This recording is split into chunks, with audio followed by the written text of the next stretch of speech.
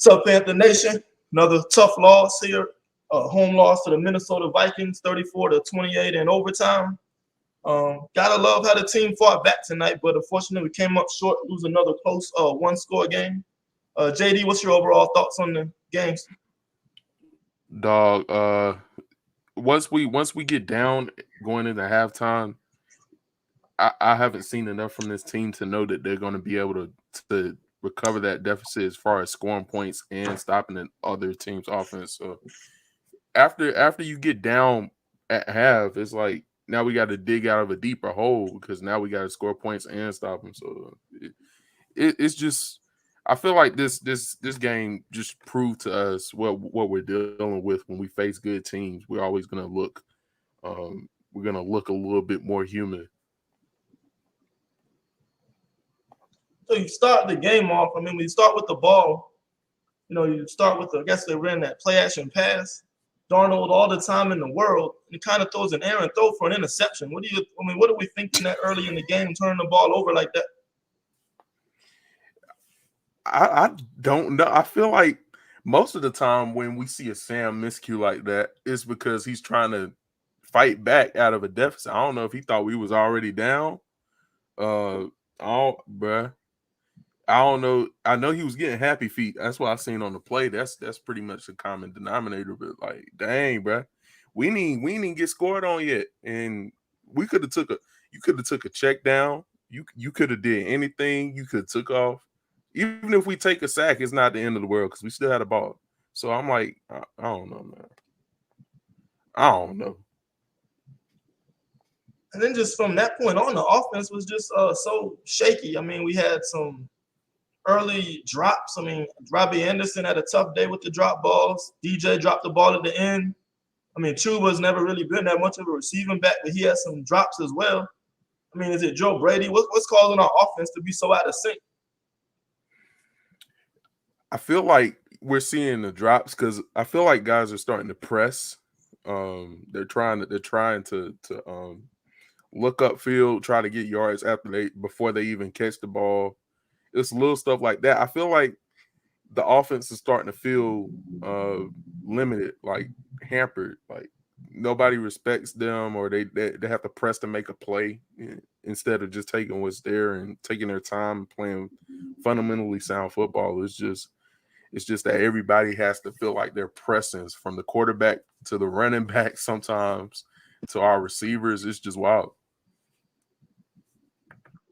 What's up, Smooth? We said Smooth joined the stream. What's your overall thoughts on the game?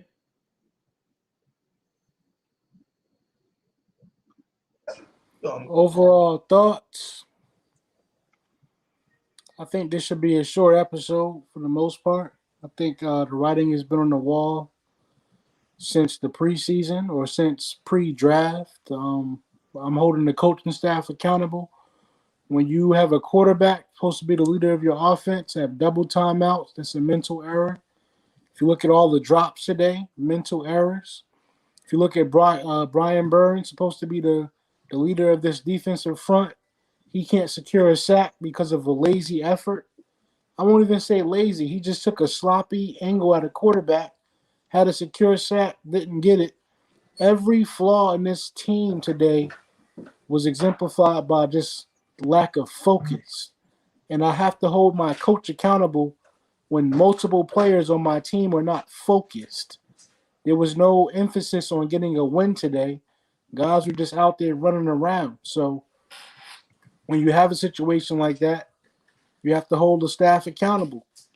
You put this team together. And I think there was an article that really showed that Matt Rule is the HNIC, as I like to say it. He's the head in charge. He chose the roster. He chose the players. He chose his coaching staff. But if you look at the last 3 games, most of these L's have come down to coaching. So my biggest issue today is not with Sam Darnold having a 0.0 QBR for most of the game. It's not with Robbie Anderson having 5 to 7 drops. I can't even count anymore. It's not with DJ Moore fumbling. It's not with Brian Burns not getting the sack. All of that is a lack of focus. Our most consistent weapon right now is the kicker. And that was the biggest question mark coming into the season and moving forward. And he's been solid. Outside of that, man, the coaching staff is out absolutely trash to me. And that's where my thoughts are. I don't even want to be on here long because we can't rag this team any more than we have already done it. There's nothing much more worse to say about this football team. Like, what are we going to talk about? The stat box? We were trash for 4 quarters. We put together one complete drive for 96 yards. I know everybody wants to give Sam Darnold credit. Cool, you get your credit. Cool, Ian Thomas, you finally made a play after you've been with this team for 3.5 years. But where were we for the first 4 quarters? And I'm just upset with that. I apologize. I have an attitude. This is not a joking matter to me tonight. I've been drinking because I think every Panther fan deserves to get absolutely shit-faced at this point. What are we talking about tonight? Like I don't have nothing to laugh about. This shit is a joke. I got my dad in my inbox telling me, "Oh, he got a W." Bro, somebody had to win. We played a shitty team. They played like shit. They're in the same exact boat as us. They got a whole bunch of talent and they play like shit every week. What are we talking about here? Man, it's like the offense just been so out of sync, though. It's like it's hard to explain. And who is like, why are they come in so unprepared? I mean, you got an interception on your first series. You got the quarterback calling back-to-back timeouts. I mean, come on, you're in your 4th year in the NFL, and you don't know at this stage you can't call back-to-back timeouts. What's the cause of this type of dumb errors like that? Then I just think the drops. I mean, the pass protection. I mean, we gave up a couple of sacks, but I don't think that was the main issue today, like it normally is. I mean, he had time to throw. It seemed like. I mean, he connected with DJ on a deep ball late in the game, but most of the time he's trying to hit DJ. I mean, he's throwing the ball out of bounds. Keep it in play. Let your guy make a play on it. So it's just a lack of execution to me. I mean, coaching, maybe it is coaching that causes, players not to execute, not getting enough repetition. I just don't know. But the offense just seems so out of sync. Look at that box score. We gave up, 570 yards on defense. I just don't think that tells the story of the game because the defense, I mean, they forced the turnovers early. They had us field position, gave us so many opportunities. We're continuously unable to capitalize. And I think just getting worn down over the course of the game, we started giving up big plays, had some breakdowns in zone coverage. When defensive line's tired, they can no longer, get pressure on the quarterback. Cousins has all day to throw. When you play man coverage, you can only cover for so long. But, I mean, speaking of the coverage, though, I mean, JD, Keith Taylor, I mean, he's looking like the real deal.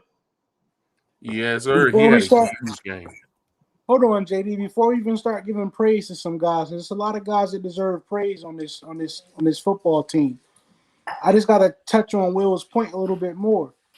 At the end of the day, honestly, if you didn't draft all of these players on defense for your first 2 years in this league, would the defense be this good? How much credit can we give to the coaching staff? We have a ton of talent on defense. I expect the defense to make plays. Honestly, I expect them to play better. You got first-round picks on all 3 levels. So at this point, I can't even give too much credit to the defense because, honestly, the defense is as strong as it is because of the draft picks. But at the end of the day, how many points did you give up today? You had a 30 burger on you. So this is all on coaching to me, but let's give some praise. Keith Taylor played absolutely outstanding. I have a lot of respect for Dante Jackson because he did give up plays today, but he also made plays. You understand what I'm saying? He still played 100%. He made big plays when it mattered. He is who he is. He's going to give up plays. This is the type of corner that he is. But he still made plays. He still showed leadership. But how can you be a leader when nobody's following? Nobody puts that type of heart and effort into it on defense besides Dante and a couple other guys when they feel like it. Brian Burns is the first-round draft pick. He's supposed to have the C on his jersey. But today you see why he doesn't. You see why he doesn't. You had an opportunity to actually save the game. That's an easy sack. But you want to get cute and try to force fumbles and all that. You got to understand the situation of the game. You have to understand a down and distance. A forced fumble would have been great, but a sack would have put us in a lot better position to get the ball back and give our offense a chance. It's just all mental. It was all focused today. Nobody was focused the way they were supposed to be. I don't want to talk football. I just want to talk about men being men today. They weren't men. They have a job. They came in and they didn't play like it. There was no focus, Will. JD, it's not about the plays that was made. It's not about technique today. It's not about execution. These dudes wasn't focused at all. Yeah, I mean, and that's the story of the first 3 quarters. It just looked like they wouldn't want to be there. I mean, they looked unmotivated. Normally, you see a team motivated out there playing fast, flying to the ball. The first 3 quarters, they just kind of looked, very lackadaisical. I think the closing it up at the end was more about Minnesota kind of losing focus. And I mean, they're normally a team that likes Zimmer's a conservative coach. He wants to get a lead, protect it, milk the clock, let you back in it, and then finish it. He's not going to put your foot on your neck and stomp you out. So they kind of let us back in the game when they probably shouldn't. So I wouldn't look too much into how we finished the game. Valiant effort. I appreciate the effort, not giving up, but I don't think that's the story of the day. I just think this was a very poorly, sloppy game on both sides of the ball. Guys missing assignments, coaching blunders, players making uncharacteristic mistakes. It's not a team that looks like a team that started 3-0. I mean, think of it, this 3-game losing streak. Who's the real Panthers right now? Is it the team that started 3-0 or this team on a 3-game losing streak with back-to-back losses to teams with losing records? You don't come out on a 2-game losing streak like this. You lost 2 in a row. There should be some attitude. There should be some nastiness. If you think about it, we won damn near every penalty battle. They were trying to give us the game, the whole game. Almost every call went our way. You tell me one time that we executed off of that. We capitalized. We didn't capitalize off anything today. I'm really just frustrated with the makeup of this team. I can't blame players because we have great players. When a whole bunch of people are not mentally into it, I have to blame that on coaching. And I'm tired of giving this bullshit-ass motherfucker a pass. Yeah, you drafted guys 2 years in a row on defense. You got a good defense. They gave up 30-something points today. When is everything else going to come into play? Honestly, you messed up when you wasted a timeout in the second half. Luckily, it worked out in our favor, but that was a pointless timeout. You on defense, match personnel, and go play. You wasted a timeout. Like, when are we going to get over these time management issues? When are we going to get over this inconsistency with certain groups? When are we going to get over that? When are you going to show the growth? Everybody's showing growth but the fucking coaching staff. Everybody. Right. Yeah, I mean, it goes everything. You saw what the back-to-back delay of game penalties?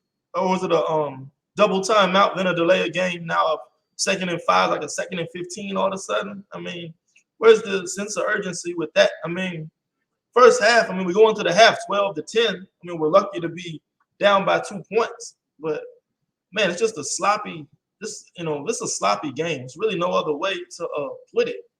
What winning teams come out? Oh, go ahead. I'm gonna let JD rock, but I just got one question because we got fans in here. What winning teams or what teams, that have the makeup to go to a Super Bowl and make the playoffs come out of a 2-game losing streak at home like this? You don't see that shit. Nobody. Look at how our schedule is built too. I think to make the playoffs, we had to get off to like a 6-2 start because that back half of the schedule is brutal. Then you got Tampa Bay twice. You got to go to Buffalo. We got to go to Arizona. I mean, New England's looking like they're starting to play good ball. We got them at home. We got to go to Atlanta, to New Orleans, which are going to be tough division games. I mean, I think we're at Washington as well. I don't know if that's a home or away game, but we got some tough games, on the schedule. So, I mean, if we didn't start 6-2, 7-1 and get out and win these, very favorable early schedule, it was going to be very difficult for us to make a playoff run this year. So, I mean, we'll see how we bounce back at New York. I mean, don't take that 1-4 record for granted. I mean, they play well. I mean, they're at home. They got a young athletic quarterback that can make plays and beat you. They got James Bradbury on defense. They got some good players. Leonard Williams on that side of the ball. Going to give our O-line problems. So, I mean, hey, it's not going to get easier as this season goes on.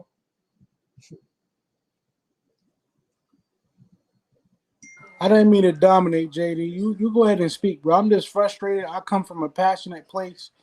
Football has been my life. Like, whether I'm playing it, coaching it, critiquing it, this is just I wish I was in that locker room because I would be mad. Robbie talking about this when he first came to this team. He was like, "Yo, the culture is different. People are upset when they lose. I can't fucking tell.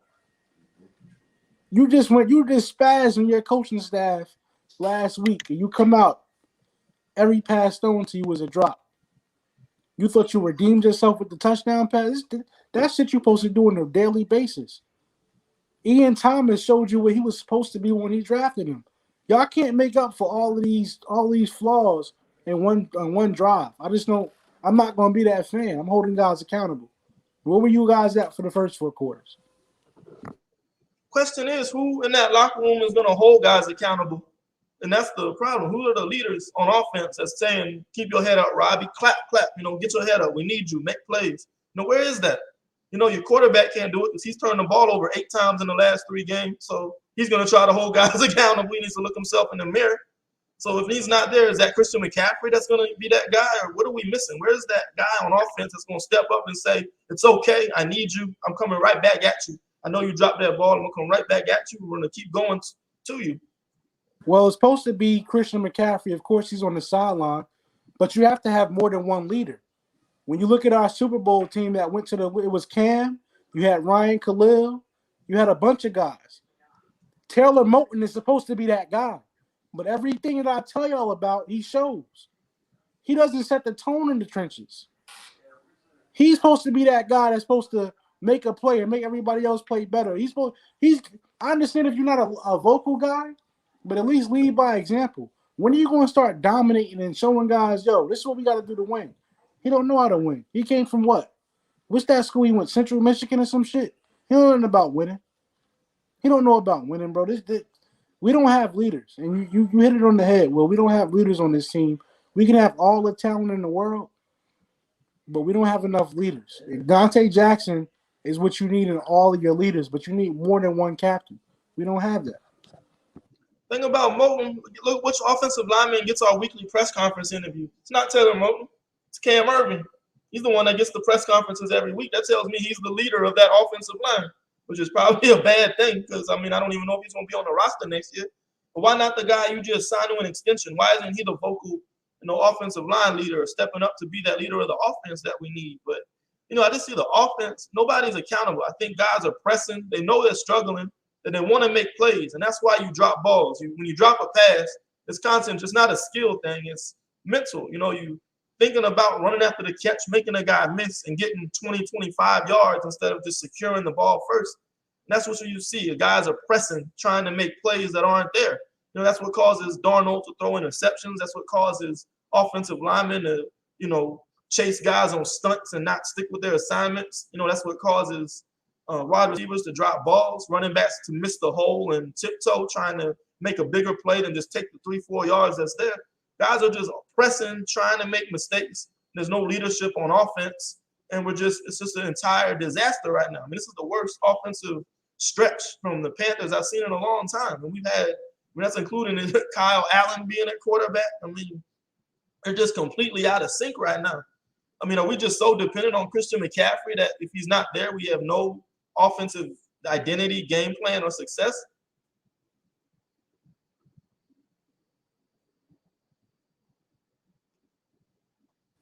You ain't got nothing, JD? I got something. I posted something on Twitter today that's been sticking with me. Okay, you're giving Christian McCaffrey all these touches. Let's go back to last year when we had a guy named Curtis Samuel. Let's go back to that draft class when we drafted Christian McCaffrey in the first round and Curtis Samuel in the second round. Why does it take Christian McCaffrey getting hurt to show us that Curtis Samuel has the same exact skill set? He's able to run between the tackles. He's able to catch the ball out of the backfield. He's able to line up at receiver. Why does it take Christian getting hurt? Shouldn't you utilize these weapons to hold on to the tread of all your players? Why are we running through Christian McCaffrey 24/7? DJ Moore in the last 2 weeks has shown you that he can line up at H-back. He can go out of the backfield and catch passes. He can run between the tackles if you ask him. Well, he didn't do it between the tackles, but he did a jet sweep. He's a running back after he gets the ball. We've known that since Maryland. So Why do we have to wait for Christian McCaffrey to get hurt to expand the offense? And then you were shown last week that you can't expand the offense. You come out knowing that you're not going to have Christian this week, and you still don't do anything to. I already Hell, used it. I've played nothing but high school football, Pop Warner football. I've coached on the Pop Warner level, and I coached on the high school level. I posted on Twitter. Y'all don't have to believe me if you don't want to, but I could tell every single play of this game whether we were going to run the ball or pass the ball. But this is the guy that's supposed to be getting a head coaching job, right? Why are we so predictable? You know, and it takes so long to get our guys involved. I mean, we have a lot of weapons that are, finally getting opportunities. I mean, look at how well Ian Thomas has stepped up for us the last, quarter, game and a half. I mean, with 4th and 10 backed up in our end zone, Ian Thomas one-on-one with Eric Kendrick, an outstanding coverage linebacker. He made an all-first-team All-Pro 2019. Ian Thomas right down the middle of that cover 2 man, splits the safeties, makes a contested catch. Where's that been? Why aren't we involving all of our weapons like that? It's just no reason why Christian McCaffrey needs to have 25, 30 touches a game, and we'd be so dependent on him. We have all these guys, weapons from Ian Thomas, DJ Moore. I think Robbie's going to still be a big part of what we do. Terrace Marshall, unfortunately, Darnold threw him a medicine ball and got him knocked out of the game, so he wasn't able to finish. But, I mean, we got so many weapons, invested a lot in the skill players. Get all these guys involved. We should never be that dependent on one guy. So, Kev, you just joined us. I know you were there live at the game today. What's your overall thoughts on the outcome of today's game? For me, I'm just, I'm all in with what Big Smooth had to say and the rest of you guys. I mean, just being there. First of all, there's nothing more disheartening than hearing that Skull chant. They in there, Skull. Bruh, last year was like fly, Eagles fly. Like, it's one thing y'all watching on TV, be there in person. Like, when you're such a committed fan, that shit blows your blood, man. But you can't say no because they team done earned the right for their fans to act like that. Your team done earned the right for you to pretty much, yell and cheer. But, like I say, for the first 3.5 quarters, man, it's like who the fuck are we? For the fact that Matt Rule, and when I was on my way home, I heard him say something about the issue is without McCaffrey, we don't have no identity. Why is that? Why is that? I'm like, do not get me wrong, McCaffrey. I think he's a generational talent. I think that he has the potential to have a Hall of Fame caliber type career. But I've seen way too many teams go without star key players and still manage to still be a winning team. Best example was the team that beat us last week, Philadelphia Eagles. They 2017 team, they lost their starting quarterback, um, left tackle. I mean, they had like 8 key starters on their team that was out, and they got a ring to show for it. We pretty much are depressed when we're missing one player. Whether it be on offense or defense. When J.C. Horn went out, oh man, the defense about to get exposed. When McCaffrey went out, oh man, what we gonna do now? It's the fact that there is talent on this team, regardless of how we feel about them or whatever. But the last, even in these losses, it proves that we got talent on this team. Why doesn't it get featured? Why our tight ends don't get featured until the end of the game when I'm watching them run open throughout the game. You know, Tommy Trumbull, I know he wasn't me and Smooth's favorite pick in the 3rd round, but that kid is very talented. I'm actually been watching him since he's been starting run routes. The kid knows how to get open versus man or zone coverage. He doesn't even get looked at. Now, I may not know what the progression is, where the tight end falls, but as an offense coordinator, I feel like your job should be to feature the talent that you have instead of trying to make the talent that you have feature you. You know what I'm saying? And that's exactly how I feel watching this as a fan. I'm sitting here, I'm up in the 500 section. I'm like, we should be blowing these guys' backs out. I mean, even with all the Pause. injuries that we, you know, even with the injuries, man, like I'm sitting up here watching and I'm like, damn, he's open right there, right there. Oh God, you know what I'm saying? And it's just like, man, and I know that's the fan in me, seeing it from a fan perspective versus play on the field. I get it because I've been on the field itself, so I get it. But damn, man, it's just depressing that we legit could be with everything happening. We should be a 5-1 team right now, and I would have no problems as much as I dislike them saying that we lost to a better team in Dallas. I got no problem with that. They're in a dogfight right now. I just peeked over the screen with the team that we playing at our next home game with New England. It's 29-29, 20 seconds left. What I'm saying? But just for me as a fan being there, man, it's just disheartening that yeah, I get it, year two, I get it, but there's been opportunities for us to really take advantage and put us in a strong position, even in a year two of a rebuild. That's just not there. So I'm gonna place a lion's share of the blame, like you said, on Big Smooth on the coaching. Um, Now, what I can say is whatever's being taught during the week in practice that's showing up on the field, I don't know if that our players that's mirroring what the other team doing, they don't have the type of talent to have our team ready. But it just seems like we're so caught off guard by what they do on the field, and it doesn't really be nothing elaborate. Like I tweeted this: how many times have our offensive line given up a sack on the simple defensive tackle, defensive end loop? All they did, he lined up in a two-eye technique. The defensive tackle, DN was lined up like on outside of the tackle. All he did was take 2 steps up, looped around, and got our quarterback. I'm sitting thinking like, damn, like that's like you see that day one of training camp. You know what I'm saying? It's just No, like Kev, you see that day one of high school, but continue. yeah. I mean, this is just like basic stuff. Like what? Like teams don't even blitz us no more. If you got a defense, if you got 4 defensive linemen, it don't even matter if it's tackles or ends. If you got 4 defensive linemen that have agility and can move, you're gonna have success against the Carolina Panthers. Period. So um, yeah, I mean, I get it. Yeah, it was cool being there down 11 to see us come back and fight. Hey, I was hyped. I'm thinking, okay, we look like shit. We're gonna pull it out, but we still look like shit. But it is what it is. The way that it ended, it was hard to watch, but we earned that L today. We totally earned it. Somebody had to win. You're right. Yeah. So, um, yeah, man, that's just for me, man. We way better than our record indicate, even though we have a lot of flaws that are obvious. But even in the midst of our flaws, there's no reason why we shouldn't be 5-1 right now. And when you I watch got our one last. offense, you get a sense that a lot of Brady's play calling is trying to keep the ball out of Sam Darnold's hands. I mean, look at Yes. the first touchdown drive.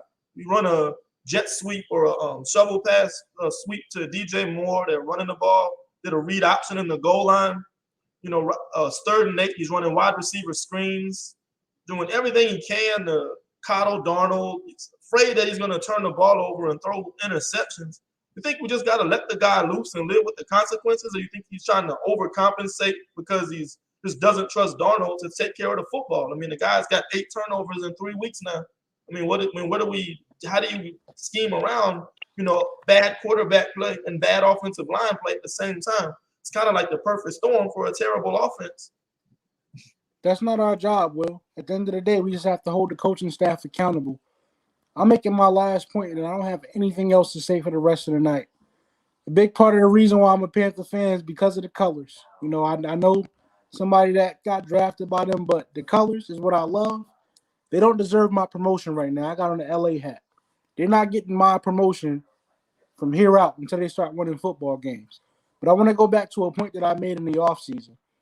I held Matt Rule to a standard. You lost a certain amount of games by less than a touchdown last season, and most of those losses came down to coaching errors. So my expectation was for him to eliminate those coaching errors and cut those losses in half. That equals 9+ wins. So he's on my hot seat. So I don't have any room. I don't have any discretion for him. Like every mistake I'm on top of because I've never been a fan of him. So when you talk about how accountable you can hold Joe Brady, that's Matt Rule's coaching staff. Hold Matt Rule accountable. He hired everybody. He had 30-something coaches when he first took this job. There should be no issues in coaching, but there are.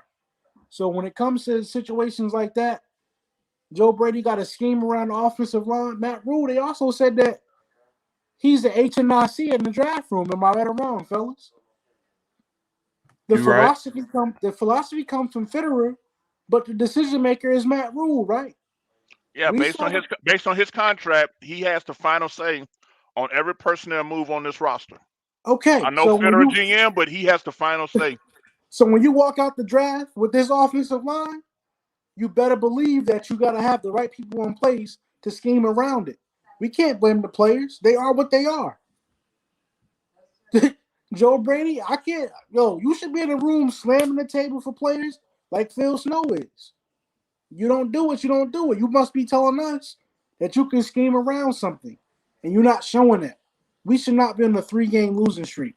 This is all coaching to me. I understand the talent that we have. I understand the players that we have. I understand guys are human. I'm not going to just blame shit on the players.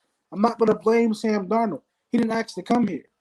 Joe Brady said, oh, I like what I see in Sam Darnold. I don't want to listen to what the rest of the league has to say. I want to watch film on him first, and I want to decide if that's my quarterback. That's what Joe Brady said. So this is his quarterback. So it is what it is at this point. Y'all chose to get Cam Irvin on the first day of free agency. My dad texted me today because I know he's a Vikings fan. He like, yo, why don't you just cut Cam Irvin and move on with it? Like, why are we still in this? You know he's garbage. This is a fan from the opposite team telling us this. So where we going with this? Like, there's only one person to hold accountable, and that's the guy I've been holding accountable. Y'all been telling me to be patient.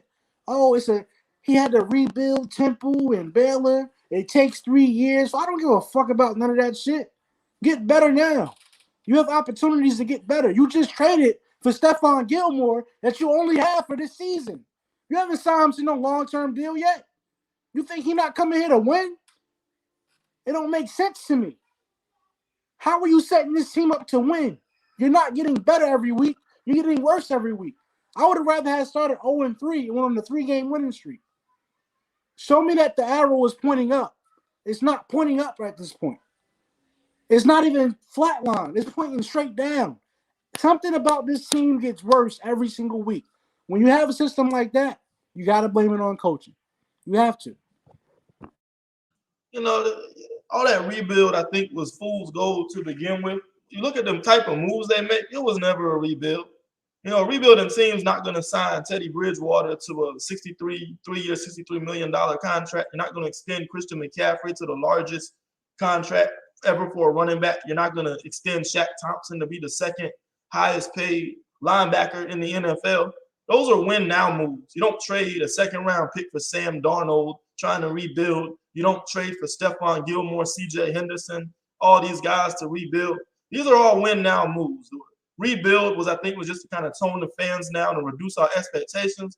But we're in year 2 now, and we've lost to 3 or 2 bad football teams in a row. I don't think either Minnesota, I think they got talent, but I don't think they're making any noise. We're making no deep playoff run this year. They're 8-9 win team, you think? I mean, we lost to game last week. I mean, what's Philly? Philly's going to be get top 10 picks this year. I mean, we saw they look horrible. They look horrible Thursday night. So, I mean, I don't think rebuilding was ever in the plans here. It was just kind of an excuse to get fans to buy in and really, be patient with Matt Rule trying to, do his test run, try his process to see if he can turn his team around. But, I know it's only year 2, but, man, when you're losing to bad football teams 2 weeks in a row, now it's time to start questioning, what direction is this team really headed? I mean, we've lost how many one-score losses is that now since he's taken over as coach? What's David Tepper's record since he's been an owner? Will. So at what time he do didn't you take start over a questioning this 2-14 process? team. I ain't cutting you off, Will. Continue. I'm just telling you, he didn't take over a 2-14 roster. There was talent on this roster. All you're doing is adding to it. But I digress. I don't have nothing else to say about Matt Rule. When I see him on camera, I want to punch him in the face. When I see Sam Darnold, I want to punch him in the face. When I see Cam Irvin, I want to just go in the ring, MMA style, and just fight him because he's a fucking lineman, but he dressed like he a receiver or some shit with the motherfucking back plate, with the visor. He cute as hell when he play, but he don't do shit, bro. This whole team is just. I gotta shut up. I want JD. I want JD to talk. I want Kevin to talk. I want you to talk, Will. I don't have nothing else to say about this football team. I apologize for cutting you off. I'm just frustrated. I will give you one correction, though, Will. That Shaq signing, that was actually December 2019. That was before Matt Rule got here. That was a Hurney job. Just to give you corrections. So, but yeah, but I get what you're saying though about the rest of the moves. I just wanted to give you clarity on that. That was when matter of fact, that was right after Rivera got fired that contract extension took place. Yeah, that's when they probably got word. Luke Kuechly was retiring, so wanted to keep Shaq Thompson under contract for a certain amount of time. Let's go to some of these comments, see what the people are saying. Offense has zero energy. I just noticed there was no off-script plays. I love DJ, but one play he just stopped and watched Darnold scramble instead of working. I mean, I just think the offense, it comes down to they're pressing to try to make plays. When you know your offense is struggling and they're not trusting the system, not trusting, the playbook, they're going to do a little bit more to try to make a play. And you get careless when you try to do that. For example, DJ, trying to turn up field, gets careless, holding the ball like a loaf of bread, strip, gets fumbled. Great play by the defense, but that's normally, DJ's gotten better at that over the last year or so. Drop balls, like I said earlier, that's concentration. You're thinking about breaking a tackle and turning the ball upfield instead of trying to secure the catch, and basic fundamentals still out the window. So, I think a lot of that does have to do with, are the players trusting and buying into the system, or they kind of gone left and start wanting to do things on their own to try to make plays. And I think once you see that happening, you got to question whether the coaching staff is starting to lose the trust of his players. And I think when we saw Lon Rivera's last few games, you saw a lot of freelancing, especially, guys trying to do too much. So, I think we just got to have guys do their jobs and try to play within the system and see what works. I know, JD, you've been kind of quiet. You have any concerns over the wide receivers drop balls and fumbles today? Not real. Well, I can't lie. Don't let me stop lying. I honestly, I think this game proved one thing to me, and Smooth kind of alluded to it. You kind of alluded to it. There's no alpha on this offense, and that bothers me because we waited till the fourth quarter with 5 minutes left to get some fight, and for like all the technique and all the how talented these guys are, how you should be using them, none of that matters if you're not going to be defiant. Football is a game to where you have to be defiant and you have to want to destroy the other team. Like, and I'm not seeing that, and that's concerning from the receivers, from the drops. Man, we just came out flat today, and I'm not digging that. So y'all want to diss Darnold, but he had so many drops, one up. And one of those everything can be true. You can have bad quarterback play, you can have drops, you can have bad pass protection. It doesn't have to be one or the other. I think it was a collective effort of everybody playing terrible today. So I don't think there's any need to coddle one individual player at the expense of other guys. Everybody had a bad game today.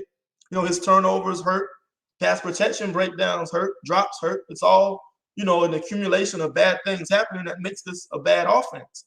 And I just think, we have to hold the quarterback accountable just like we hold everybody else. We always talk about his potential, his upside. It's Adam Gaze's fault that he didn't succeed. It's his O-line's fault he didn't have weapons, We're starting to sound like Jets fans right now. What point do you hold him accountable for his mistakes, just like we do the offensive line, just like we do the wide receivers? So, I think it's just a thing. You just got to be fair across the board. Nobody really played well today. What's up with the third quarters? I think we gotta segregate the third quarter issues to the offense. I mean, we got the special teams block punt touchdown. I mean, we took a lead, but what happens after? After that, we can't sustain it. What was the stats move? 90% of teams that block a punt end up winning the game. So I mean, hey, we blocked the punt and we still found a way to lose. And I just think bad teams find ways to lose games. It is what it is. Hey, bro, you block a punt. That's a momentum swinger. You're supposed to win that football game. I give Louisville a lot of credit. My cousin put me on him like in February, and I've been a big fan of him ever since. He's been a difference maker for this team. But it's 53 guys on that roster. I don't know how many active. Is it 46 still or more? It don't matter. It's a team effort. And everybody's not putting that effort in right now. So it is what it is at this point. I just think today we came in with a complete lack of focus. Guys didn't have their heads in the game, and this is the result that you get. For us to be as bad as we were, to lose by 3 in overtime, it is what it is. Yeah, that just tells you can't blame the coaches because we have talent. I mean, you can't blame the players because we have talent, but the coaches, it's time to hold guys accountable. Somebody need to get fired. I don't never tell somebody to lose their job, but goddamn, if you look at these 2 seasons combined, all of our losses together, you can't tell me that 90% of them aren't because of coaching. You can't just say, oh, so we can say what the Cowboys, they were a better football team. It was 1 or 2 losses last year where, they were a better football team. But most of these goddamn losses come to coaching, bro. 90% of them. And my lying can't. If y'all can tell me different, tell me different. But most of these losses come down to coaching. So you got a rookie coach. He trying to get acclimated. The problem is that we have rookie players that are developing. They're getting better every week. I don't see my coaching staff developing and getting better every week. I don't see it. Phil Snow is the only alpha on that goddamn staff. Phil Snow alone. He get everything he wants. He gets the players he wants. He got the defense that he wants. What about the rest of this team? Shout out to Chase Blackburn. I'll give him that. You had a bad game last week. You came back. You had your guys focused. They came and executed. But guess what? Chase Blackburn came from that Ron Rivera era. Chase Blackburn came from that Tom Coughlin era. That's all that Tom Coughlin and Ron Rivera DNA in him. Where you know what? I'm not accepting my special teams unit to play like this. They're going to play better next week. And those guys came out and played better. What about the rest of the staff? It's very frustrating to watch. At some point, these players and coaches got to care about winning. It's the little things like the play clock running down. And I think that delay of game we saw, it was just I don't know if it's Joe Brady getting the plays in late or what, but it looks like Darnold yells kill, kill, kill, which he's killing the current play and wants to audible to something else. But by the time he did it, the clock ran out and we had a delay of game call. We had the back-to-back timeouts, which just can't happen. So again, it's just a lot of sloppiness and lack of execution. As far as Robbie Anderson, I just see a frustrated player. He's like I said, he's trying to press. He wants to make a play, and he's just not. He's not the when you're trying to make plays and press like that.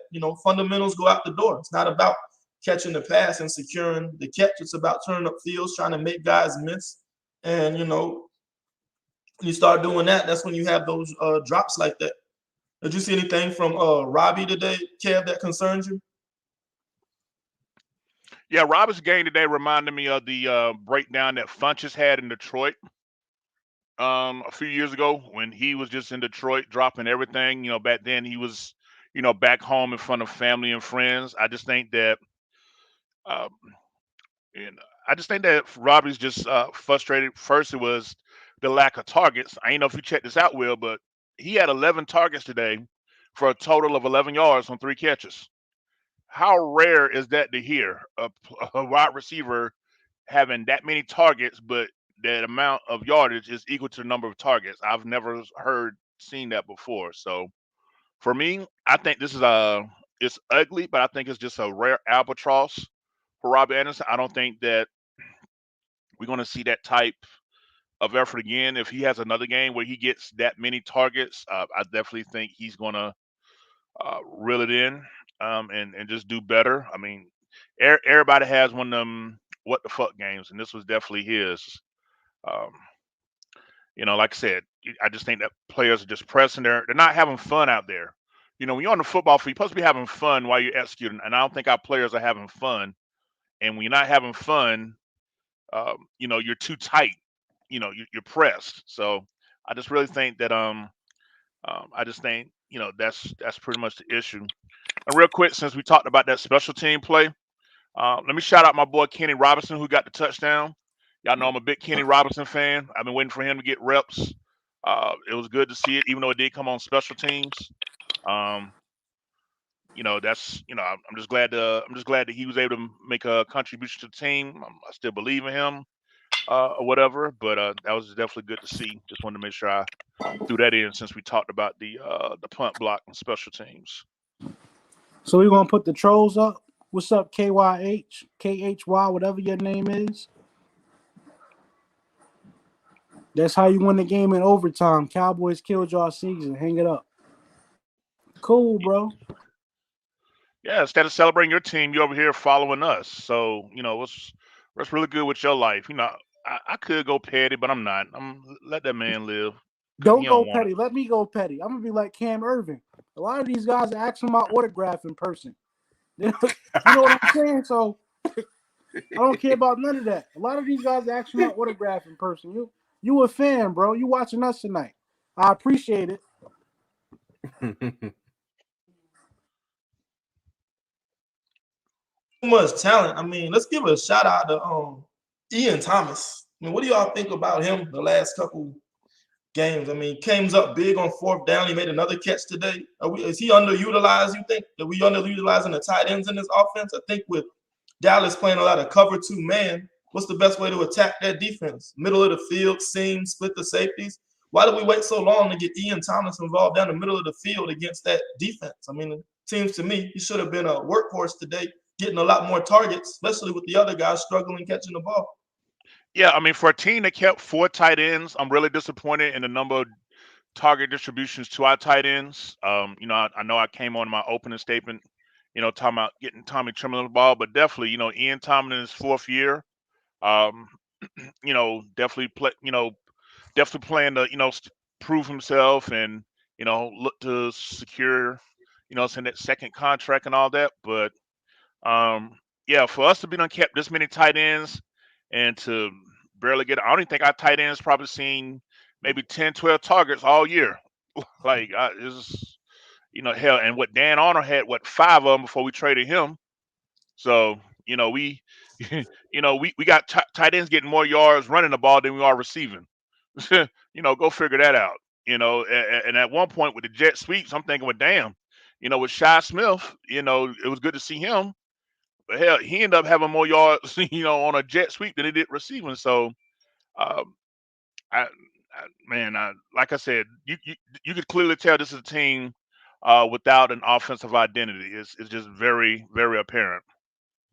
Well, y'all know that Ian Thomas's brother, he's a big fan of ours. We talk to him here and there. And he used to complain about opportunities, I guess, for Ian. Am I right or wrong? He used to say he wants Ian to get more opportunities. What I'm seeing now is I just think Ian is the type of player that needs game opportunities.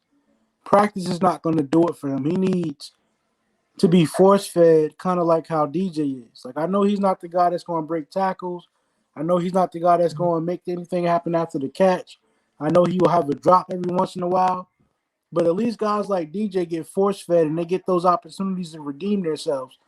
Ian doesn't really get that. So I think he's just a guy that, because I can see the growth. I think he gets better with more game reps. Like, throw the ball to him more, get him involved more. Unfortunately, the type of player he is, we can't just force feed him all game. But I think he is that type of guy that he gets better when he has action. I think he gets bored just blocking all game and just running routes and not even being looked at. I think he's the type of player that has to just have hands on the football, and that's how he gets his momentum going. Proud of him today. Like, that was a huge catch. For You real. can't guarantee Robbie Anderson was going to give you that. You can't guarantee DJ Moore was going to give you that. Shit. Ian did something that you can't rely on either one of our top weapons to do. So I give Ian a lot of credit for that. I hope that he can develop more and get better as the season goes on, because I don't think he'll be here next year. But I want to see him have a career in the NFL. He's a good guy. I just want to see him develop and keep getting better. But he's that type of guy that you got to feed him a little bit. We don't put an emphasis on that. You went and showed him that you want to go draft Tommy Tremble. You just tell him you don't have much confidence in him. So I just think he's that kind of guy that needs to have support behind him. He needs to be coddled a little bit, and get him some targets. And he was getting active today, though. He was getting chippy. But look at this stat line: 2 targets, 1 catch for 41 yards. I mean, Minnesota's playing 2 split safeties. That's the perfect time to use your tight end right up the middle, work that middle of the field. Why are we only giving this guy? Why are we only giving him looks on 2 targets? I mean, even if you look at Tommy Tremble, 2 targets, 0 catches. Really, just not utilizing these tight ends and slot receivers at all. And just look at DJ Moore and Robbie Anderson. I mean, Robbie had 4 targets, 2 catches. DJ 9 targets, 4 catches. I mean, these are low percentage passes against man coverage. Robbie had 11. Robbie had 11. They're doubling DJ with Patrick Peterson and Harrison Smith, 2 fantastic players. Somebody else needs to be able to step up. So I just think, you just got to get these other guys involved somehow. I don't know if it's, I don't know how much of it is just the play design. I don't know how much of it is the quarterback processing and being able to go through progressions and find a second and third option. Whoever it is, I just think collectively as an offense, we're not doing a good job of involving all of our players, and we're suffering from that. And with Christian McCaffrey, one guy's not going to replace that production. It's got to be by committee.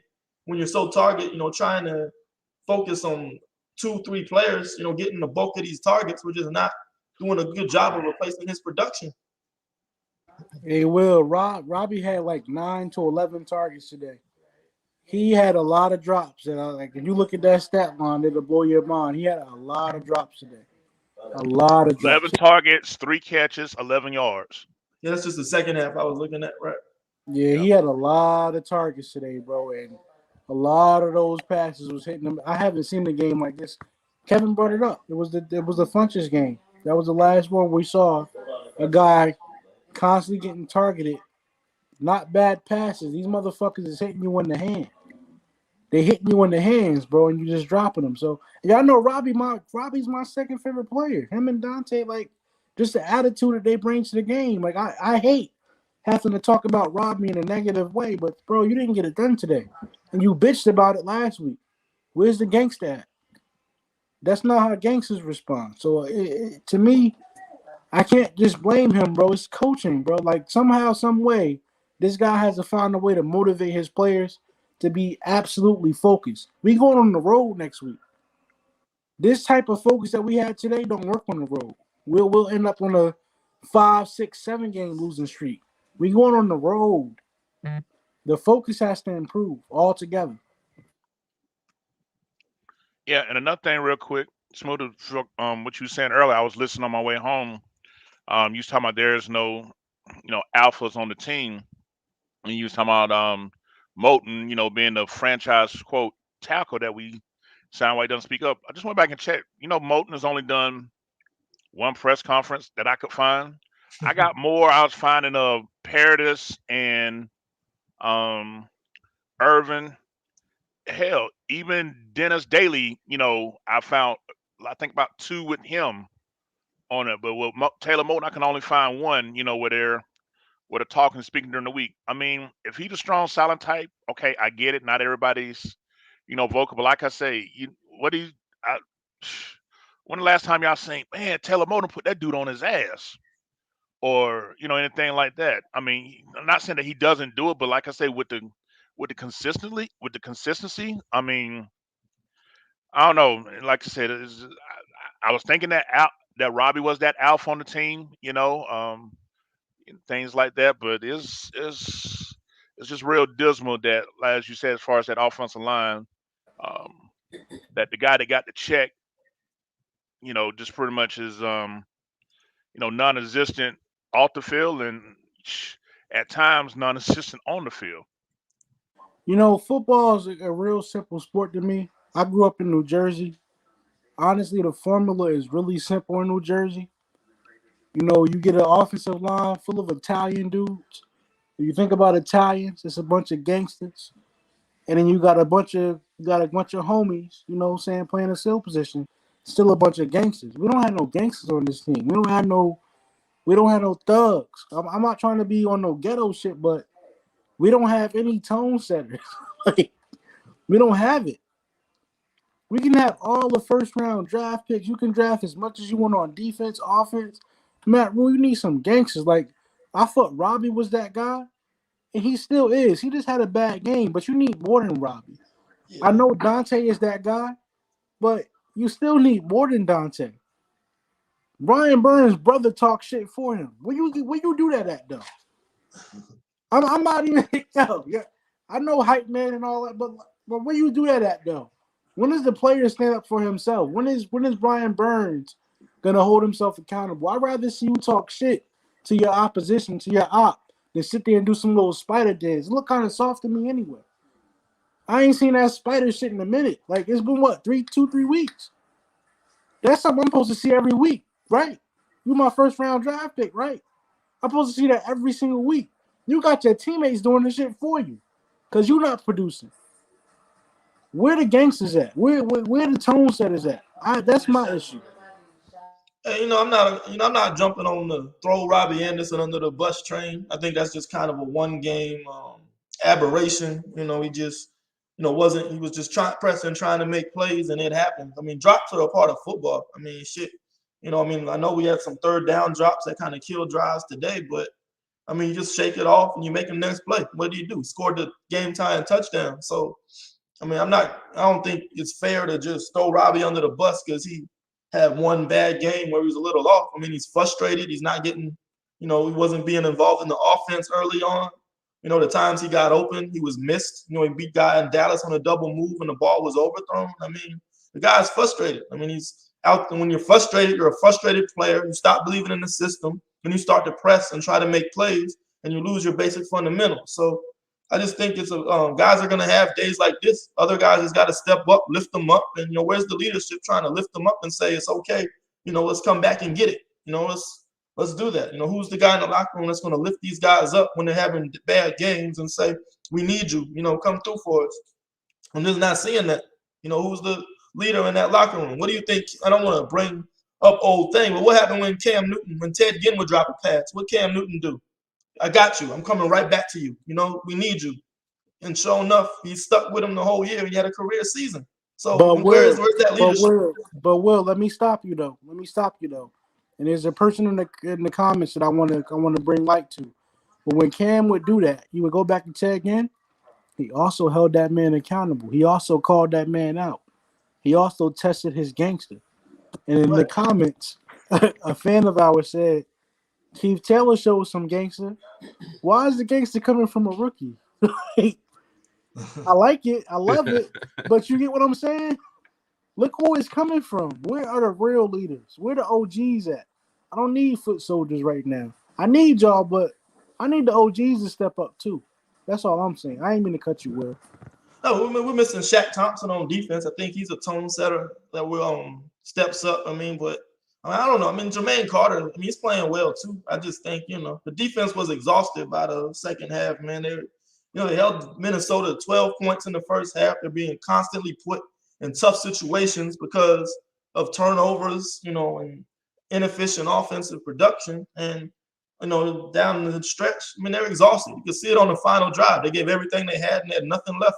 And Minnesota just walked down the field and put it in the end zone. So we just have to help the defense out, get them off the field. I mean, what was the time of possession today?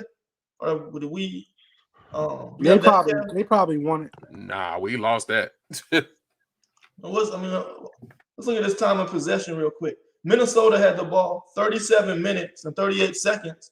So they had the ball 10 minutes more than us. And how much of that was on our last drive, our last 2 minutes, where they're playing soft coverage, trying to make us run the clock out and that. So, I mean, we got to help the defense out some more. When you don't have an offense that can, get them rest, this is what happens. They fall apart and, we give up almost 600 yards of offense today. But listen, well, you spend a draft and a half on defensive guys. Hey, bro, I need you to act like the Seahawks. I need you to act like the Ravens. Like a 2000. Like, I get what you're saying. Like, fundamentally, we didn't help the defense out. But if we're going to go, I'm just trying to find a flaw. I'm trying to show a flaw in Matt Rule's philosophy. You went and drafted all these defensive guys, and you signed key veterans. So it's not a bunch of 22-year-olds out there. You got some key veterans out there. All of the talent was invested on defense. We supposed to be shutting shit down. I don't care what position we get put in, but if you actually have some balance, you know what? When the defense slip up a little bit, at least the offense can consistently move the ball down the field.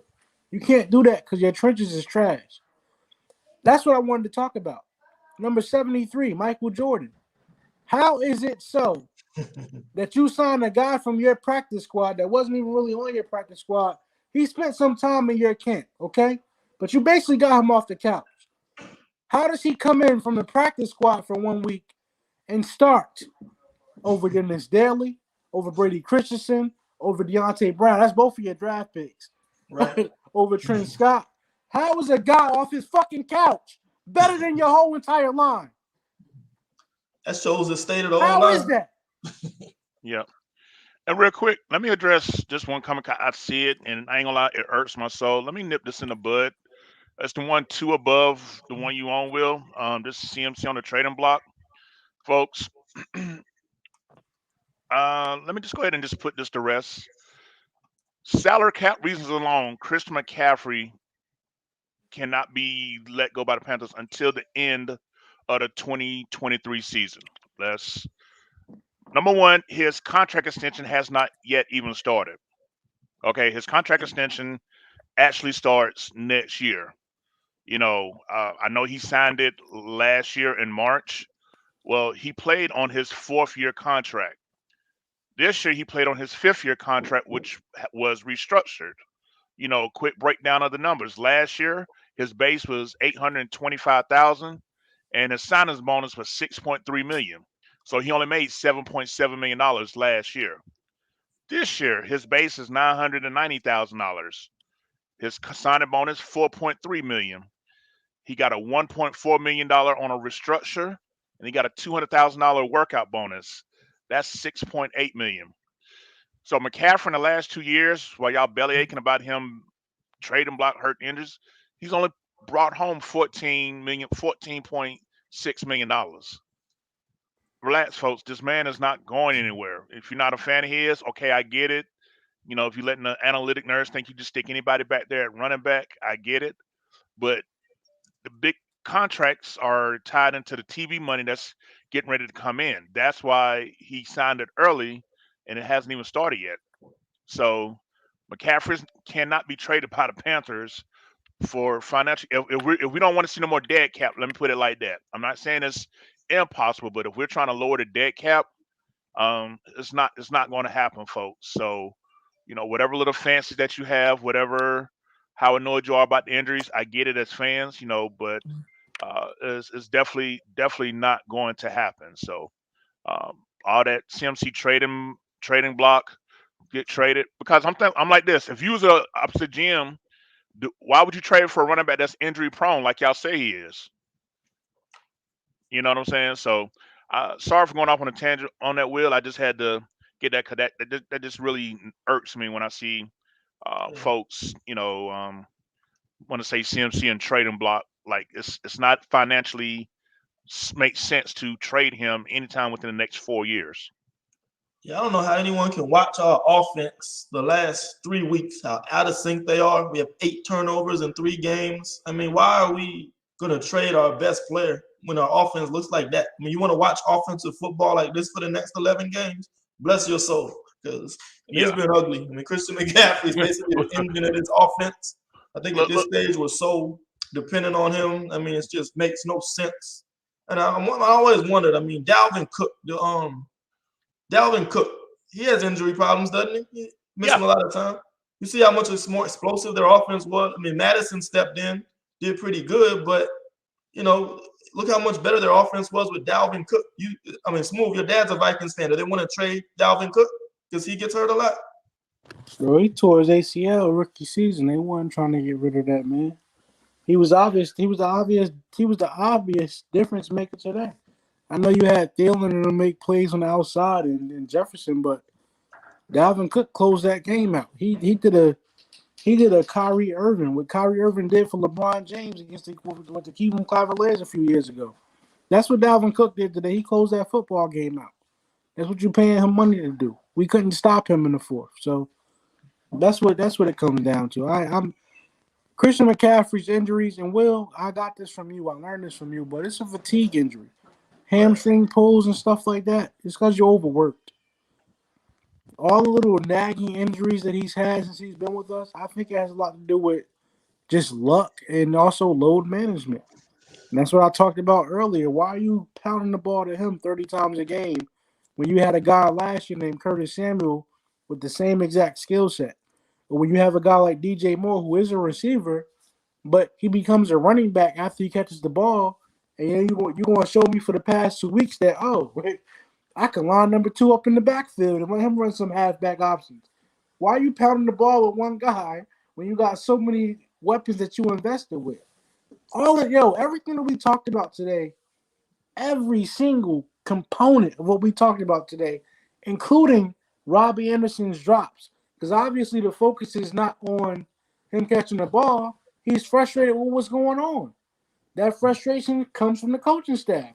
That's what he was barking on. Every single issue we have on this team comes down to coaching, bro. So y'all was excited about this 7-year deal for this college coach that turned not even Power 5 teams around? Okay. You go ahead and tell me Bell is a Power 5 team. You come out here and tell me Temple was a threat. I don't give a fuck about how he turned them programs around. We're the Carolina Panthers. What has he turned around? We're the same football team that we were in 2018, 17, and 16. No difference. We got a better defense because we drafted guys. Get the fuck out of here with that shit, bro. I'm good. Yeah, to me, I mean, the offense regressed, if you ask me, compared to last year. I mean, last year, I think the issues were red zone offense with 20-20. We were moving the ball very efficiently. Just when we get into the red zone, we kind of hit a brick wall. I mean, this year, we turning the ball over a lot more, have a lot of delay of game penalties and bonehead mistakes. So, I mean, the offense has clearly regressed from last year from what I've seen. But, I mean, I think it's without a doubt, Christian McCaffrey's availability plays a big role in that. I mean, you look at our first 3 games, how much, smoother the offense went. When Chuba Hubbard gets 8 yards, McCaffrey can turn that into 15, 20 yards. When Chuba Hubbard drops a ball, McCaffrey can catch that thing, make a guy miss, and turn it into a 12-yard game. So we're definitely missing his presence on the field. And then what goes unnoticed is his pass protection. Think at Robbie Anderson's touchdown against the Jets. Christian McCaffrey made a block on a defensive tackle to give Darnold the extra time to find Robbie Anderson. So being a complete back and his skill set just was a major part of our offense that we're clearly missing. So the fact that people talking about him being traded or cut or this and that, I don't understand it. I don't want to watch this offensive football team for 11 more games without him, that's for sure. Yeah, definitely, because I mean, the whole time you're talking about, the whole thing with McCaffrey and, and his presence. Panther fans like stats. Well, why you want to trade a guy that you're undefeated with when he played so far this year? I mean, fans like, you remember when Kyle Allen started off, Kyle Allen's answer. Well, he's 5-0 as a starter. I'm gonna use y'all logic on y'all. We're 3-0 when Christian McCaffrey plays this year. So why would we trade away or put on a trading block someone has been, quote, linked, by, as the fans putting it, to our winning? What sense does that make? That's like taking the prettiest girl to the prom, but then you want to break up with her because you think you got value elsewhere. It don't make no sense. Um, like I say, it just, and Kevin, I think it's nothing personal towards you. It's just more so that that comment about McCaffrey, because I see it so much on Twitter, see it so much approving posts in these different Panther groups. So it's the only reason why I spoke on it. It's nothing personal against you. I just it just numbs my mind that people don't look at salary cap implications before they put trade and cut behind their statements. It's just like, did y'all even look at the salary cap implications of trying to do what y'all saying? Clearly not. Yeah, to me, I think the injury this year, it's one, a combination of luck, and two, just the short turnaround. I mean, he had 30 carries against New Orleans, turns around, has to play a Thursday night game. What do we tell you? A hamstring is a fatigue injury. There's probably, muscles tight and sore from running 30 carries against the Saints, and that's to come back Thursday night, play against the Texans and carry a similar workload. I mean, that's going to run its toll on you. I mean, so that's what I think is the hamstring injury. So, I don't think it's an injury prone. To me, if I would be more concerned like Todd Gurley, he had an arthritic knee, and that kind of, you got to manage his snaps, and he's going to kind of deteriorate as he gets older. I don't think that's the case with McCaffrey. These are one-time nagging injuries. I think this most recent one is just a matter of fatigue.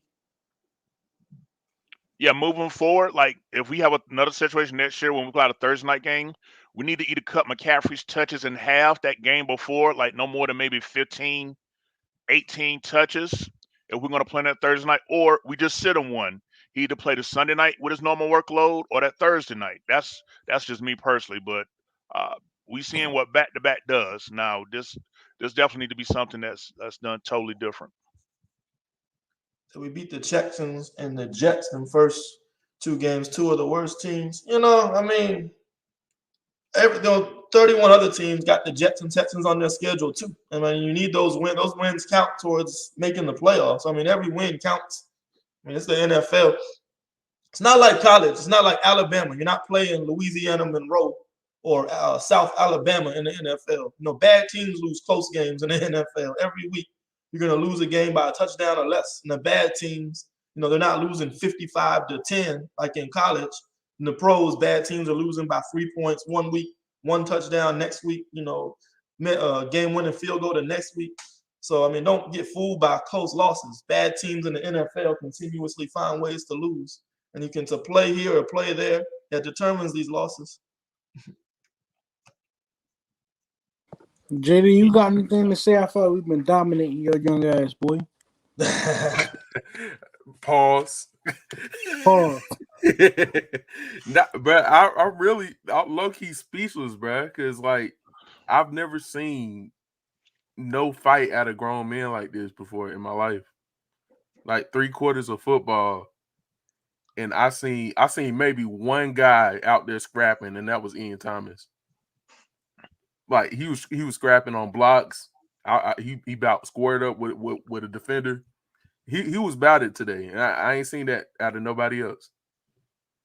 Look, if somebody came to you and pushed you out your space, out your chair, snatch your plate from your hand, bro, and you ain't gonna do nothing about it. It's no point in talking strategy. It's no point in talking what we should do if there is no want to, bro. There's no point.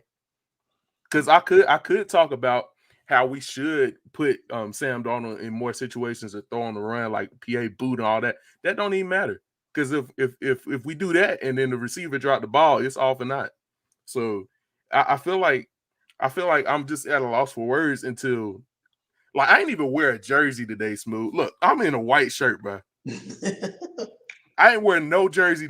I went to the game yesterday. I saw Kev. I hollered at everybody. Swear, I'm wearing neutral colors, bro. I went to this game. They ripped my heart out my chest. And I said, you know what? I'm just going to be regular today. Neutral. JD, I'm wearing gray sweats. I got a Nipsey Hussle LA Fit, the World Series joint. Only because it's the Panthers colors. I'm not putting this fucking uniform on, bro. Like, no, I'm telling you. What's the point? Like, I'm telling you. What are we promoting here? Why do we want other people to watch us play like this? And another thing, this is my other thing. I'm not talking about Christian McCaffrey. I'm not talking about Robbie Anderson. I'm not talking about this offensive line no more. Honestly, every single issue that you have with a player will fall back into coaching. So all I have to talk about from here out for the rest of the season is how coaching staff can get better. If we're not talking about that, don't hit me up on Twitter about shit else. I don't care about Camp Irvin no more. I don't care about Elflane. I don't care about Paradis. I don't care about Burns. I don't care about Robinson. I don't care about Chandler. I don't care about Chin. I don't care about nothing but the coaching staff.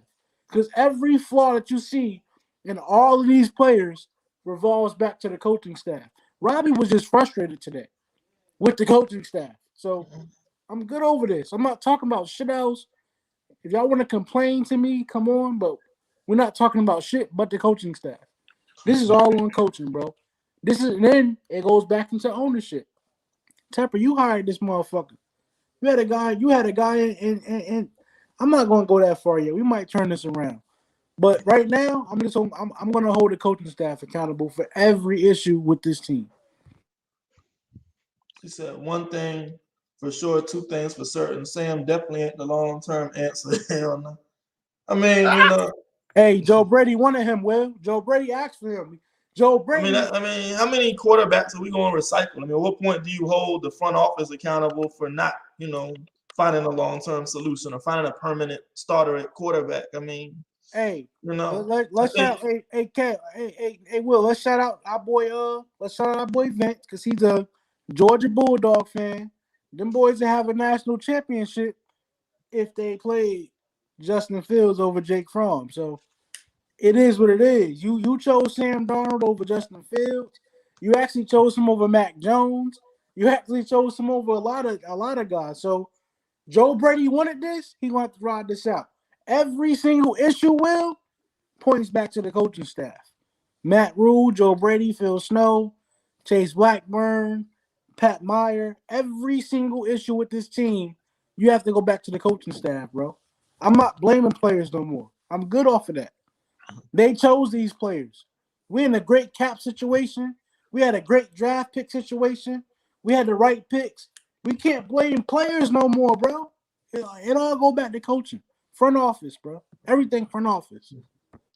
Yeah, I totally agree with your move because, like I say, when I see the issues, the players that are not performing that we brought in, they were acting this way before we got them. So, I mean, like you said, I don't, like I say, I don't fault Matt Rule to a point because, and Smooth, you probably disagree with me a little bit on here, but what he did bring him success. Now, I get it. It's a big difference between college, NFL. I get that.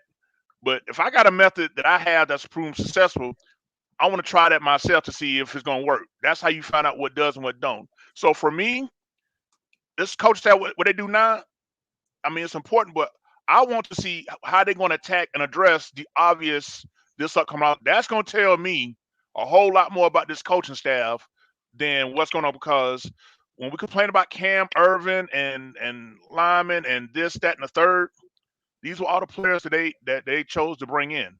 All right, now that you see that this shit don't work, what you going to do about it? How are you going to respond? Because when we saw what the defense didn't work when they brought it into 29 after the 2019 team, you invested all on defense. Clearly on all levels, you brought in 3 linemen with Bravon Roy, your Chigros Matos and Roy. You drafted 2 cornerbacks. You clearly saw that the defense was an issue. You know what I'm saying? And I get best player available and all that stuff. But for me, that's what's going to show me more about this coaching staff, what they're going to do, because what we're seeing is like Smooth. Me and you was some of the first ones on it. We called this out. People thought we weren't getting a chance. Oh, F-line, no, we saw this shit. They was bums from Rick. Who they are right now. We saw that they were already that. And the thing about it is, Kev, the real thing about it is I'm not going to keep going about how they had an opportunity to address it and all of that. But this is the thing, though. I understand your optimism, but Rule didn't rebuild a Power 5 team. He didn't go to Georgia and rebuild them. He didn't go fix Florida State. He didn't go to the ACC. He been doing shit at Temple, Baylor. And then the thing about it is windows are short in the NFL. You don't got guys for 3 and 4 years in their prime. You got guys that are in their prime for a short period of time. If you have an opportunity to win, like right now, you have a great defense, you should be able to compete right now. But because you got 4 out of 5 positions on your offensive line that are not addressed, this is the result that you get. You got to do better than that. You ended up with Horn, Jackson, Gilmore, Bouye, Henderson. You deep as fuck at number 1 corner. You deep as fuck. Like you don't need everybody. Most of these guys not even playing. The CJ was inactive. Like, you deep as fuck at one position, but you are so absolute trash on your trenches. The most important part of your offense. That tells me there's a disconnect with me as a fan and the philosophy that this staff believes in. I'm not saying these guys not going to win Super Bowls. I'm not saying we're not going to have success. But right now, today in October 2021, I'm not feeling the goddamn thing that they do. I'm not a fan. I'm watching this team play every Sunday because I'm a big fan of four-man rush. I'm a big fan of the Carolina Panthers as a whole. I don't believe in this coaching staff one bit. I had to drink to come on here tonight. That's why I got so much animation. I had to get drunk to come on here tonight. I didn't want to talk about this shit. I didn't want to talk about this game. I got my father, whose team ain't never won the Super Bowl, who been asked, in fact, the past 3 years, he and my cell phone talking shit to me. And I can't say shit. I can't say nothing back. Like, I'm upset. I'm just trying to enjoy myself at this point. But yo, I'm good. I'm good on this team, bro. I'm good on this coaching staff. I love the players. Dante Jackson, bro, if it's not with us, I hope you get the bag. Robbie, you had a bad game today. I still love you. You the only street dude on our team. We need you. Brian Burns, FSU all day. You feel me? I love this team, but this coaching staff, I want to punch Matt Rule in the face every time I see him on camera. I want to punch Joe. I want to slap Joe Brady like his name is Eminem. Like, I just don't respect that man. I don't like you getting all these head coaching opportunities and all that. Bro, you can't even make this shit work. You asked for this. You asked for this trash ass offensive line. You asked for Sam Darnold. You got us looking like shit. I don't respect you, bro. I don't care about your national championship. I don't care about none of that. The Carolina Panthers look like shit solely because of this staff. So I don't have much to watch. I'm not excited about this team every Sunday. I'm watching because I'm a diehard fan. I ain't missed the game since 2003. I'm going to keep that shit going. But y'all see my tattoo? I got a Panther tattoo on my arm. I walk around looking like a dumbass every day because this team can't do shit for me. I just love football at this point. I'm sorry, y'all. Hey, Smooth, and next week we at the Giants. Ain't that your grandma's team? Bro, I'm going to the game, bro. I'm going to go to the game. Let me fuck around and lose to the Giants. Let me fuck around and lose to the Giants. Do you know how I'm about to feel? Bro, I don't have nothing to say. I'm over this team, bro. I'm about to sell my ticket, bro. I'm not even trying to go up there. That's a waste of time for me to go from beautiful weather Atlanta all the way up to cold ass New Jersey to watch us. No, I'm good, bro. I don't even want to see it. Anybody need a ticket? Hit me in my DM. I got you, bro. I ain't even trying to go to that game. Hey, yo, JD. Yo, This shit right here. boy, Smooth just went on some DJ Clue shit right Man, the thing with Matt Rule, though, what was his strategy at Temple and Baylor? He looks at traits. He likes the reclamation project. He never got access to the 5-star blue chip guy. Hey, Will, shut up. He looks at traits and he wants to develop and rebuild guys. So I look at our offseason moves here. You got Cam Irving, years and years of terrible tape. Ignore it. I like his traits. He's got a good athletic score. I can do it. They can't. Pat Elflein, years and years of terrible tape. I like his tenacity. Sam Darnold, 3 years of terrible tape. Oh, it was Adam Gaze's fault. He can do better with me. So you signing all these guys. We all have access to the same tape. They're awful football players. Yet he wants to gamble on them and say, they're better in my hands than they are these other guys' hands. Now they come to Carolina and they're the same terrible players. So I just think that system, of trying to develop, lost causes, just isn't really working in the NFL. I mean, he gave up on Stephen Weatherly after 1 year because of his traits, and they didn't translate to, production. He is what he is. So, hey, well, this dude is a Madden genius. Save guys' careers and just go after some dogs and, rebuild, try to actually win games instead of being a farm team for, guys trying to salvage their careers. Hey, Will, Matt Rule would have a 10-year dynasty on Madden. Let me pick the most athletic, 99 speed, 99 strength guys, we gonna win Super Bowls. That's what he came out here with. I'm good on all this shit he be talking about. I know y'all was buying into his little sermon in the bubble and all of that. I ain't buying into none of that shit, bro. I put him on the highest standard when we came into this season. A lot of y'all was talking about, oh, give him a 3-year, 4-year window. I said no.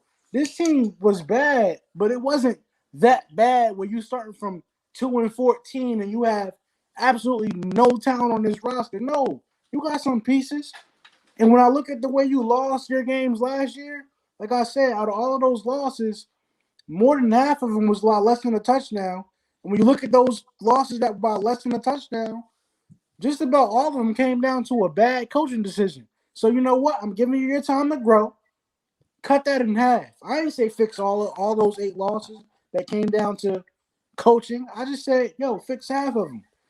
All of our losses this year. Do y'all know we 3-3? All 3 losses came down to coaching issues. All 3 of them were winnable football games. Kevin, tell me if I'm wrong. What game did what? I know y'all said Dallas was the better team, but what game didn't come down to poor coaching? What team did we face that was actually talented more than we were? Like, what team did we play that was way more talented than us? Dallas had a better game plan. That's what it came down to. We could have beat them. We came back just like we did today. What team actually came out and just blew us out the motherfucking water? We're not going to get outmatched by anybody. We have the talent. Nobody's just going to come out and outmatch us. We get outcoached every week. Every Sunday we get outcoached. That's just what it is. Yeah, I'm with Smoot, and if as much as we love Phil Snow, I would say Dallas was his worst call game. Dallas lined up in heavy personnel, and we trotting out our nickel personnel to try to stop the run. Like, you know, Jesus, like that. I mean, I get they have explosive playmakers, but when you see 6 linemen, tight end, and a fullback, and we got in our nickel personnel, and we continuously stayed in it, and they just continually thrashed us.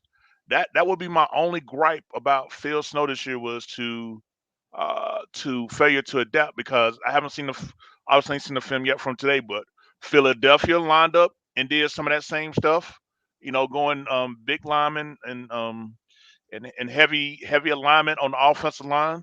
So um yeah, now I've noticed since then we've been playing a lot more 40 front, um, when facing these bigger offensive lines. So I think that's probably one of the adjustments. But um, yeah, that would be my only gripe. But yeah, you can make a case that with better coaching, we 6-0 Smooth. You can really put a hat on that and say that that's possible. I'm a I'm not gonna apologize for my energy tonight because this is the type of person I am. Y'all know me. I'm like this in the chat. Y'all see me in person, so I'm not apologizing for my behavior. But this is what, like, when I grew up, bro. I'm not used to losing. When I started off in t-ball, playing baseball. I won championships. I won championships on the high school level in football. I'm accustomed to winning.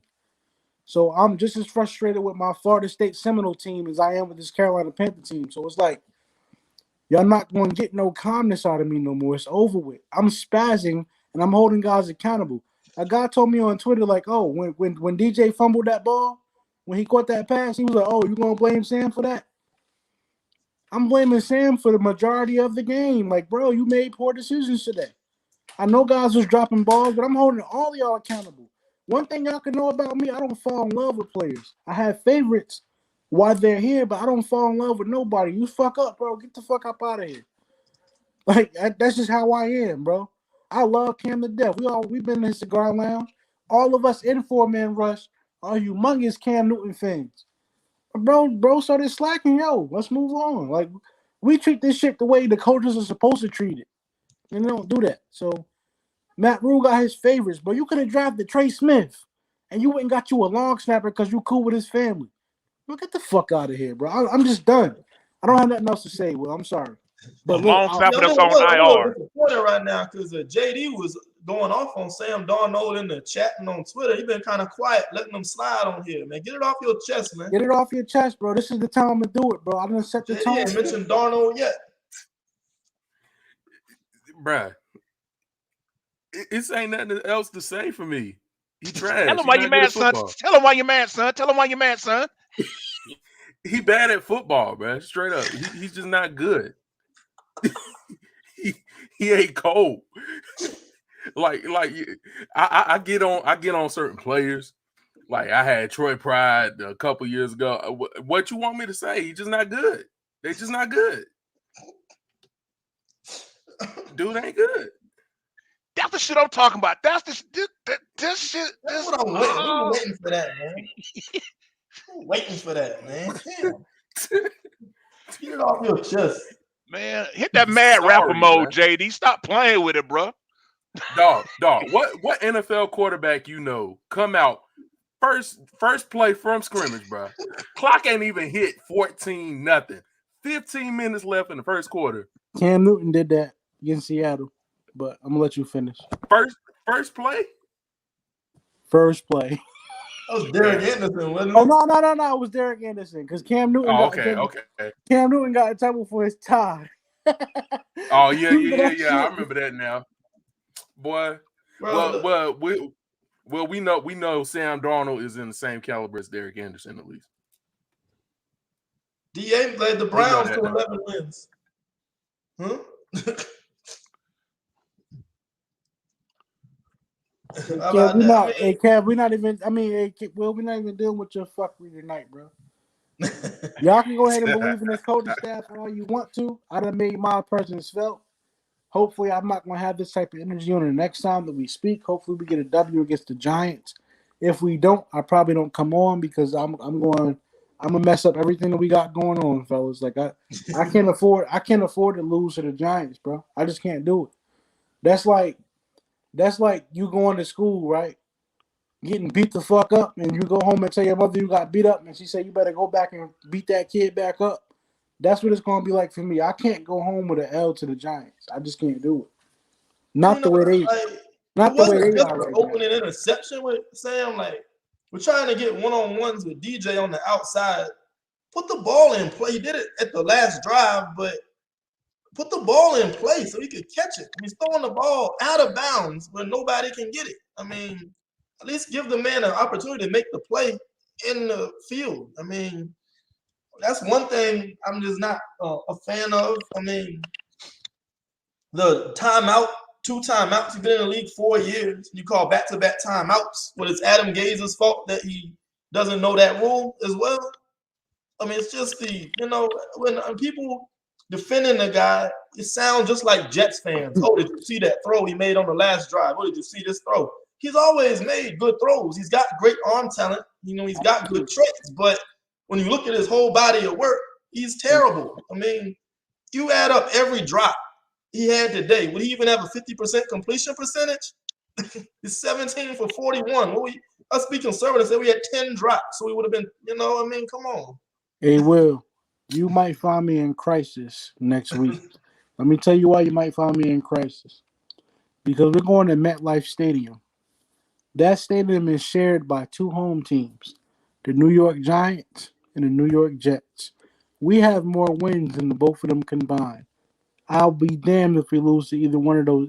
If we lose to either one of those teams, bro, I'm gonna be in crisis. I can't go home and listen to Giants fans talk shit about beating the Panthers. I just can't do it. So this must win right here. Like maybe I need to go to BOA. Hey, Kev, maybe I need to show up at the bubble. I don't know what I gotta do. If I gotta shoot the fade with somebody that think that they tough and they're not acting tough right now, if that's Brian Burns or his brother, tell them to holler at me, bro. I'm tired of losing. I will run. They can run me the fade. This shit is unbelievable, bro. I can't believe this shit. I didn't expect to win the Super Bowl. I didn't expect to go deep in the playoffs. But if you look at the teams that we played, the Vikings were extremely beatable. We were better than the Eagles. We're certainly better than every other team we played, except probably the Cowboys. Like you said, bro, 5-1. We 3-3, bro. When we started the season off like this last year, we won a couple of games in a row. People thought, oh, we might be good. We might be good because the team was actually talented. Like it ain't the worst in the league. Coaching, bro. This coaching gotta change. I know y'all want to be patient for a rebuild. I'm not with that shit, bro. I'm used to winning. Nah, it's the NFL, dog. You're not competing for championships, and you need to find somebody that can. I mean, 7-8 to me, 7-9 is the same as 1-15 in this league. You know, if you're not competing for, it's either compete for championships or find somebody that can. Right. You know, what's the point of going 7-10 and 8-9 every year? You know, that's the worst place to be in the NFL is mediocrity because you don't stink enough to get a generational talent in the top 5, and you're not good enough to compete for a title. So, I mean, you never want to be in that mediocre, you know, tier in the NFL. You either trying to win championships or you stink so you can get, you know, get a Trevor Lawrence or another generational talent. Well, you know who's going to be out for revenge next week, though? James Bradbury. You know, he's going to want to show that we should have extended him. Do you know Graham Gano? But Kev, you know this is supposed to be like when we look at this schedule before the game started, like we predicted, even if we was on the losing streak, even if we lost a couple of games, this is supposed to be a get back game. This is supposed to be how you get your lick back. This is supposed to be get back. This is supposed to be how you kill your ops. We're not like, yo, do y'all really feel like this is a get? Can y'all bet $1,000 on this game? Man, no. Nah, I ain't betting 10. That's what I'm saying, Nah. bro. Like, I don't know, bro. I don't feel like I shouldn't have to feel like this going into the Giants. But that's why I don't have much. The 1-5 Giants that got smoked 38-11 today. I ain't gonna speak too much about what took place because I know we got a preview for tomorrow night, and y'all make sure y'all bring your asses back with us tomorrow night. You know what I'm saying? Tomorrow night. You know, but I had the same energy too. Yeah, we had the same looker. But Smooth, real quick though, you be in New York, we get this dub. You gonna be in a place where you can join us next week in time? Oh no, I'm dead ass. I'm not. I don't want to go to that game, bro. I'm looking to sell my tickets this week. I'm not going, bro. It's just a waste of time to me, bro. I got too much going on at home. Only way I was going to go is if we got a dub this week. I bought the tickets in June. I'm not going to that shit, bro. I could sell them tickets in 5 minutes. Get one more comment. Why y'all placing the blame on Sam? Our weapons failed them. O-line failed them. Man, wow. And that was Adam Gase failed them. We're placing the blame on everybody. They've been saying that for 5 years. You know, when Wait.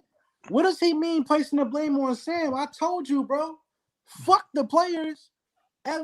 The players are so bad right now. I can't blame them. So every single thing goes to the coaching staff. But I need y'all to do me one solid because I wasn't at my seat when the interception. What the hell exactly happened for it to be an interception? Was it a great play by the defense or was it a horrible pass? No, it was a bad play. He had 5 seconds to throw the ball. Got happy. So he had protection, so it wasn't the O-line. Okay.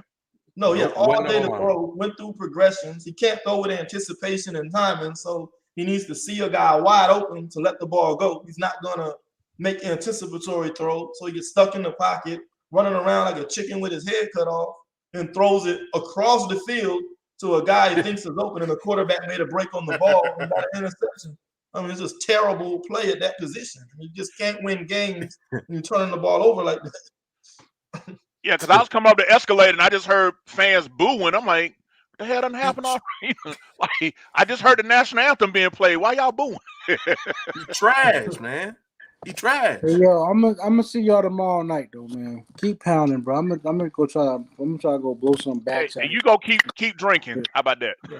Nah, we've been on an hour 45, so gave y'all plenty of rants tonight. So we'll say something for tomorrow night. I appreciate. I'm a grown man. Listen, I'm a grown man. Will everybody that's watching, they know what a grown man does to relieve his stress and his pain. So I'm about to go look for something to go play with. I'm gonna holler at y'all tomorrow night. Straight like that. All right, well, appreciate everybody for tuning in tonight. Enjoy the Sunday night game, and be sure to catch us preview the Giants, throw this tape in the garbage, and hopefully we get a W next week. So keep pounding.